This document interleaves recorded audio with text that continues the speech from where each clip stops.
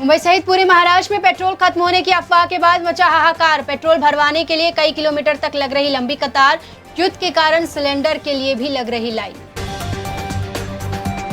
महाराष्ट्र में अमरावती और नागपुर हाईवे पर पेट्रोल पंपों पर नो स्टॉक के बोर्ड लगने से हड़कंप। 2 दिनों से जारी किल्लत के कारण एम्बुलेंस जैसी आपातकालीन सेवाएं भी प्रभावित, लोग परेशान।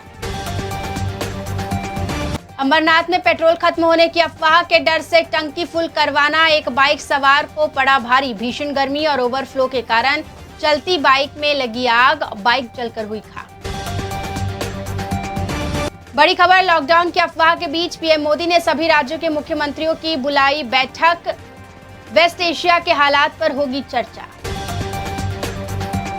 मुंबई पुणे एक्सप्रेसवे पर 100 एलपीजी सिलेंडरों से भरे एक टेम्पो में भीषण आग। हाईवे सुरक्षा पुलिस की त्वरित कार्रवाई के समय रहते आग पर पाया गया काबू, जिससे एक बड़ा धमाका होने से टला।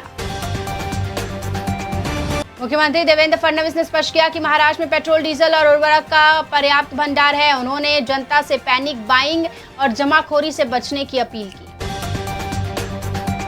भाजपा नेता किरीट सोमैया ने मालवनी में भव्य जुलूस के दौरान कहा कि यहाँ भगवा झंडा रोकने वालों को बांग्लादेश भेज दिया जाएगा। पिछले 2 दिनों से जुलूस रोकने की हो रही थी कोशिश। होटल रेस्टोरेंट बिल में अलग से नहीं जोड़ सकेंगे एलपीजी चार्ज, सरकार बोली ऐसा किया तो कार्रवाई होगी। 5% गैस प्राइसेस चार्ज वसूलने का मामला गया था।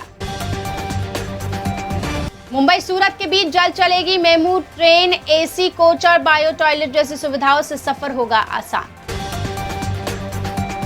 महाराष्ट्र में मौसम के 2 रंग दिखे। मुंबई, पुणे और ठाणे में लगातार चौथे दिन पारा 34 डिग्री के पार रहा, जिससे उमस भरी गर्मी बढ़ी। मौसम विभाग ने कोकण में अगले 2 दिन गर्मी का अनुमान जताया।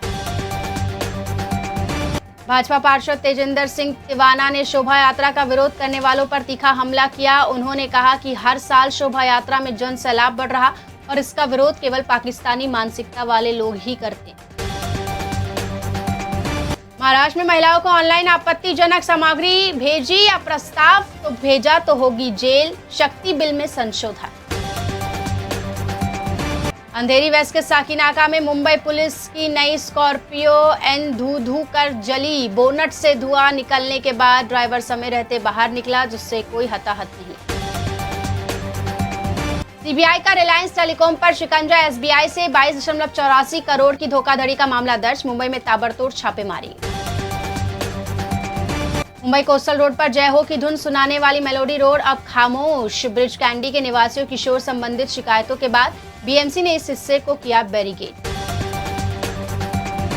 महाराष्ट्र सरकार ने एमएमआरडीए को दी 83,904 एकड़ जमीन। मुंबई में 3 लाख करोड़ के प्रोजेक्ट्स को मिली रफ्तार। मुंबई के भोईवाड़ा में डिटेंशन सेंटर शुरू। 2500 बांग्लादेशियों की धरपकड़ के बाद बड़ा एक्शन। गर्भावस्था में बहू को नौकरी छोड़ने की सलाह देना क्रूरता नहीं है, बॉम्बे हाईकोर्ट ने सास को किया बरी। महाराष्ट्र में अगले 1 हफ्ते तक बादल छाए रहने और मेघ गर्जना के साथ भारी बारिश की संभावना। सीएमओ के अनुसार राज्य के दक्षिणी हिस्सों में तूफानी बारिश हो सकती है। नवी मुंबई अंतर्राष्ट्रीय हवाई अड्डे के पास लेजर लाइट पर बैन का प्रस्ताव, फ्लाइट सुरक्षा पर बढ़ा खतरा। पुतिन बोले ईरान युद्ध से कोविड जैसे हालात का खतरा, जो जंग लड़ रहे उन्हें भी इसके असर का अंदाजा नहीं। आईपीएल के सेकेंड फेज का शेड्यूल रिलीज। 13 अप्रैल से 24 मई तक 50 मैच, 8 डबल हेडर, टोटल 74 मुकाबले ही होंगे।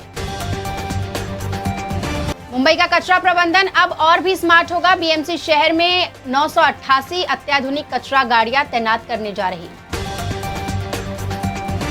अबू धाबी में गिरा मिसाइल का मलबा, 2 की गई जान, एक भारतीय नागरिक भी शामिल।